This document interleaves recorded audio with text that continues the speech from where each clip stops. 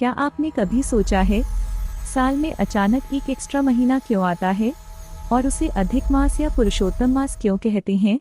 कहते हैं, यह वही महीना है जिसे कभी कोई देवता स्वीकार नहीं करता था, जिसे अशुभ और बेकार माना जाता था। लेकिन फिर भगवान विष्णु ने ऐसा क्या किया कि वही महीना सबसे पवित्र बन गया? आज की यह रहस्यमयी कथा आपके जीवन की सोच बदल देगी। बहुत समय पहले की बात है, जब ब्रह्मांड की रचना हुई तब हर महीने का एक देवता बनाया गया। किसी महीने को शिवजी का आशीर्वाद मिला, किसी को माँ लक्ष्मी का, किसी को सूर्य देव का। लेकिन एक महीना ऐसा था जो गणना में कहीं फिट नहीं बैठता था। वह अतिरिक्त था, अकेला था और सभी उसे अशुभ कहकर दूर कर देते थे। देवता उसका मजाक उड़ाते। मनुष्य उस महीने में विवाह, शुभ कार्य और उत्सव तक नहीं करते। धीरे धीरे वह महीना दुखी रहने लगा। कहते हैं, उसकी पीड़ा इतनी बढ़ गई कि वह रोता हुआ भगवान विष्णु के धाम पहुंच गया। वह महीना रोते हुए बोला, प्रभु, मेरा कोई सम्मान नहीं करता, सब मुझे अशुभ कहते हैं, मेरा कोई स्वामी नहीं, कोई पहचान नहीं।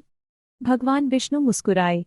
उन्होंने कहा, जो सबसे ज्यादा दुख सहता है वही सबसे बड़ा बनता है।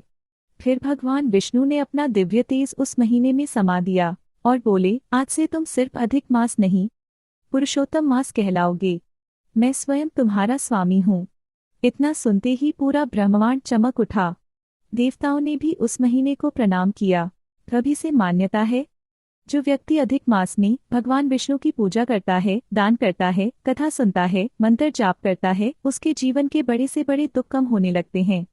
कहते हैं, इस महीने में किया गया छोटा सा पुण्य भी कई गुना फल देता है। और जो व्यक्ति सच्चे मन से ओम नमो भगवते वासुदेवाय का जाप करता है, उसके घर में सुख और शांति आने लगती है। पुराणों में एक कथा मिलती है। एक गरीब ब्राह्मण था जिसके पास खाने तक के पैसे नहीं थे, लेकिन अधिक मास में उसने रोज दीपक जलाया और भगवान विष्णु का नाम लिया। धीरे धीरे उसके जीवन में चमत्कार होने लगे। जिस व्यक्ति को लोग अपशकुन मानते थे, वही गांव का सबसे सम्मानित इंसान बन गया। लोग कहने लगे, अधिक मास में भगवान स्वयं पृथ्वी पर आते हैं।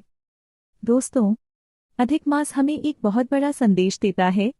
जिसे दुनिया बेकार समझे, भगवान उसे भी महान बना सकते हैं। इसलिए कभी खुद को कमजोर मत समझिए, क्योंकि सही समय आने पर भगवान आपकी किस्मत भी बदल सकते हैं। अगर आप भगवान विष्णु में विश्वास रखते हैं तो कमेंट में लिखिए, जय श्री हरि। और ऐसी ही रहस्यमय कथाओं के लिए चैनल को सब्सक्राइब जरूर करें।